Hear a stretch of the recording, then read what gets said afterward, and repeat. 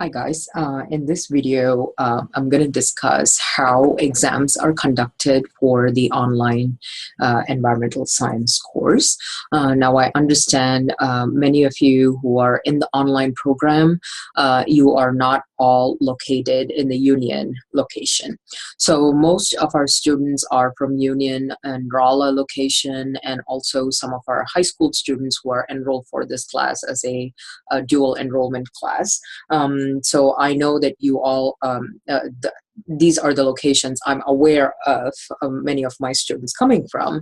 Now, if you are coming from areas that are farther away from either Rolla or Union, and it's going to be a hardship for you to travel to these locations to attend your exam, you need to email me via the Moodle J-mail systems and let me know. And then we have to quickly start making arrangements to find an area that is closer to you, a testing center that will be willing to proctor the exam for you. So let me talk to you a little bit about how these exams will be conducted. These are all exams administered online. They are proctored exams.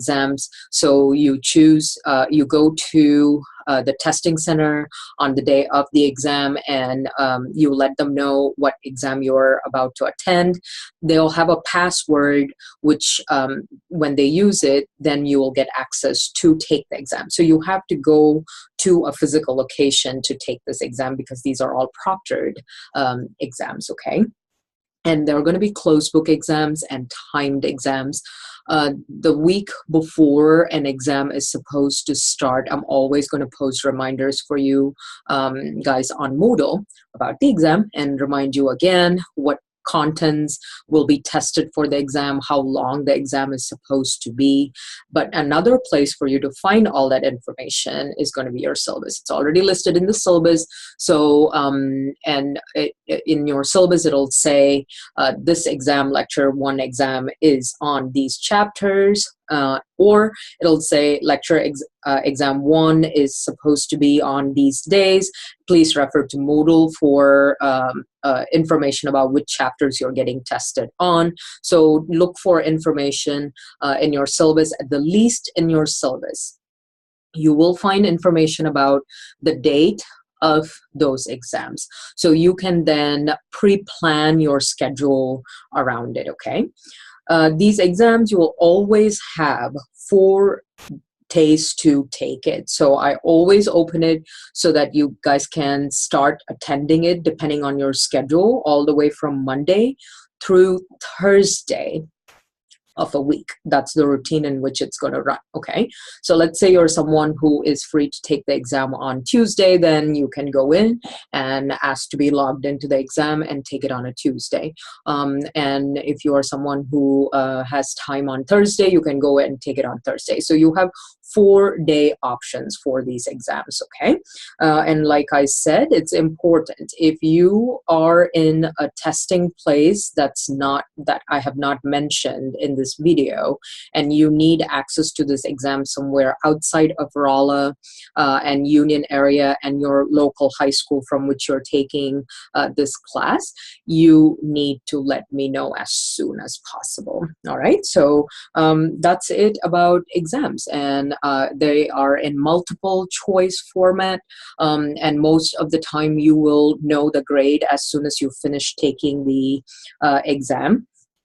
If any of you are concerned about your ability to take an exam on a computer online, email me and let's have a talk about it, okay? That's the default format for you to take these exams online. But if you feel like I don't do so well when questions are running on a screen and a clock is running in front of me, I do better if I have a printed copy in front of me so I can write on it, scratch off things, do flow charts. That's how I studied, so do flow charts or whatever. If that's your preferred method, if you let me know ahead of time, I can try and work with you if we have resources available for it, okay? And the only place it might become a problem is during final exam time, because during final exams, We have our finals, right, Monday through Thursday, and then the turnaround time for me to submit your grades to the registrar's office is very short. So if you're taking these exams on paper, then I won't have enough time to get those exams from the testing center where you have taken these exams and grade them and turn in the grades on time. So even if we are able to do paper exams to help you do better on them to suit your test taking style, you have to understand for your final exam, I still have to stick with the online format. Okay, so you still have to take it online. That's why I said I'll work with you wherever I can, but the default format is going to be online testing. All right, and I think we have 4 unit exams and 1 final exam. The pre-test that you guys are going to attend for assessment sake is available on Moodle, and you are supposed to finish the pre-test by the due date listed on Moodle. Pre-test is an assessment test, okay? So that's what you're responsible for the very first week of classes. Pre-test is something that you do not have to prepare for. You go in, you take the test before due date, you give answers to the best of your ability, the last choice on a pre-test, the questions on the assessment exam. For every question, you're going to have a choice that says, I don't know the answer. And it's very valid for you to pick that choice for a pre-test, because in a pre-test, all I'm trying to do is collect data on your prior knowledge before you started this class. We are going to do that test at the end of the semester as part of your final exam, and we're going to call it post-test at the end of the semester. As a post-test, you will be graded, right? And then the grade you make on the post-test, we are going to compare it to your pre-test grade and see how much improvement you made throughout the semester. So the pre-test that you're going to take the very first week of classes is going to serve as benchmark data for me. Once you complete the pre-test, I'm going to just give you an attendance grade. Whether you pass it, fail it, you make an A in it, B in it, C in it, D in it, doesn't matter. If you attended it on time, you completed it, you get a completion grade for it. But like I said just 2 minutes ago, as a post-test though, the grade you make on that post-test is going to count towards your final exam grade, okay? You also will have a final exam in the class, which is going to be a much longer exam that goes into depth with the contents, for the contents we covered all through the semester. And both these grades, the final exam grade and the post-test grade combined together, will give the overall final grade for you for that exam. So we have 4 unit tests, which are not comprehensive, 1 final exam, which is going to be comprehensive, meaning you get tested on all the materials that we have covered all through the semester. And that final exam is going to be a 2-part exam where you're going to have a longer finals and then a post-test with it. And again, they're all going to be online and multiple choice format, okay?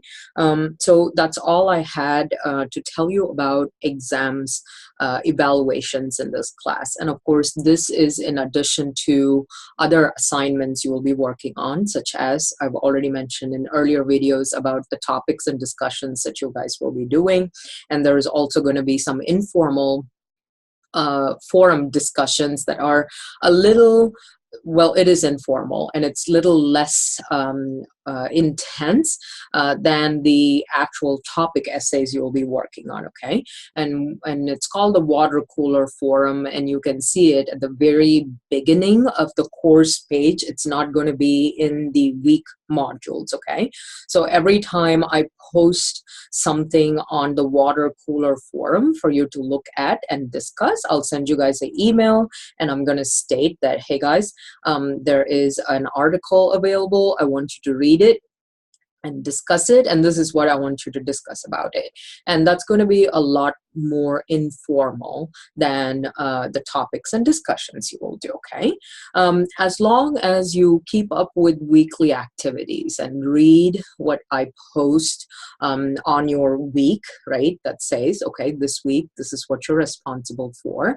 As long as you keep up with those, you should not miss out on any work in this class.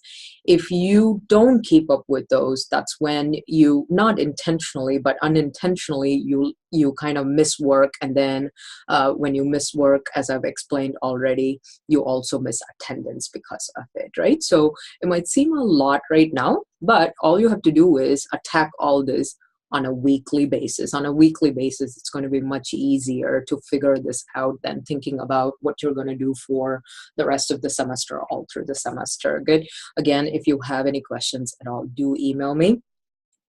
There is nothing wrong with you asking me questions about something that you have read in your syllabus, seen in the videos, at all. I would rather explain it to you several times than have you come back to me later in the semester and go, I did not get it, so I did not do it. It's going to cost you your grade, okay? So that's it for this video, and I'll see you again in another video. Thank you.